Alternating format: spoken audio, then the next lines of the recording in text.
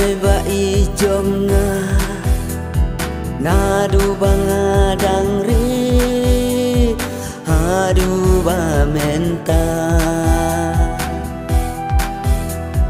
biri pikiduk yanga nadu banga dangri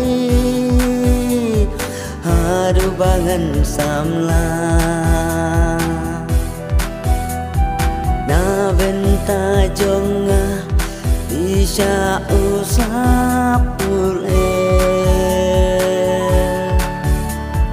tang ban pendam yanga ting ebon jai bisa tang ban pendam yanga ting ebon jai bisa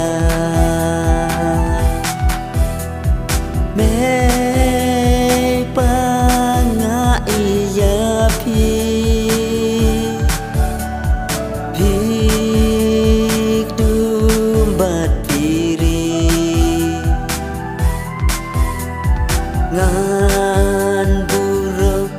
ngan don bati ngak ben bandalang bati ngak ben bandalang bati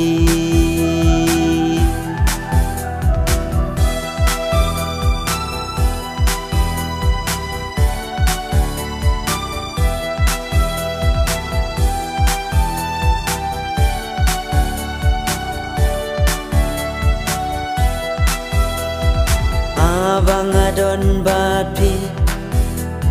kamen sim jonga kam jus ngeu theli mei dei mapi bak duk bari yanga jing ebun jan pisha ki bakalenti kum nupan bangan le bangan la ban ben men ya pi jing im ti riu ti play pickle men nangi jing im ti riu ti play pickle men nangi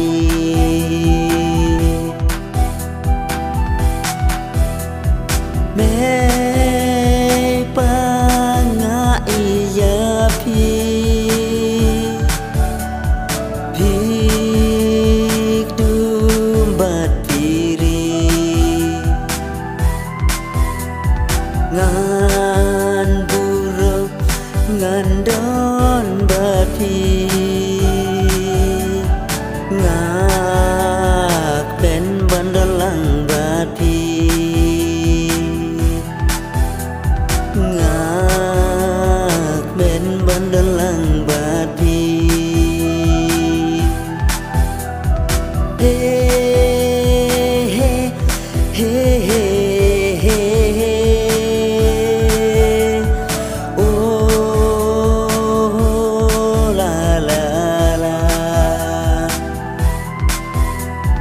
hey